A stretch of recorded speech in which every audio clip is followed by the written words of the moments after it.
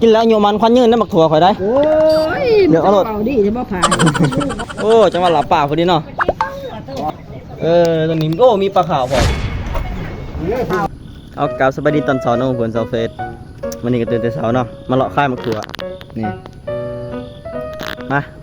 วันนี้สิไปค่ายหมักถั่วเนาะมาเบิ่งว่าหมักถั่วสิค่ายขาดบ่มึงธุรกิจไหมค่ายหมักถั่ว ไปเนาะเห็นได้แหวะเพื่อนนั่นเนาะเอาดุมนี้เอาแหวะมืดเราค่ายตามบ้านเนาะไม่ดีไม่เท้าหมักถั่วเขาค่ายหมักถั่วเอาว่าหมักถั่วเอาหรือว่าไม่เท้าเหลืองเอาโอ้เขามุขขอบใจละลายไหนมาแล้วเนาะ5,000 มึงจะไปที่ไหน ไปกันต่อมาแหวะเพื่อนนี่ต่ออีกตัวหมักถั่วไม่เท้าวะโอ้หมักถั่วคนนี้กินเลยอายุยืนคือ3-4 ปีบ่ได้1,000นี่ได้มา5,000เบิ่งดูไม่เท่าเลือกมังกรเพื่อถึกอกถึกใจนะหมักถั่วข่อยมันยักเกินดูได้หมักถั่วข่อยเอาล่ะใจขอบใจเด้อฮะถั่วบ่พวกลูกค้าแหละไม่เท่าเลือกเอาเด้อเลือกเอากินแล้วโยมันควันยืนได้หมักถั่วข่อยได้ โอ้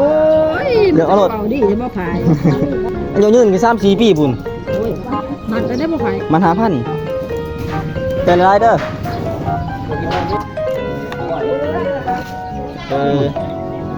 ตรงนี้โอ้มีปลาขาวพร้อมไปเนาะไปหมดตัดตรงไหนตรงหน้าก็ไปหมดนี่ เพื่อนอยู่ใกล้มาได้กับไปนะรุ่นนี้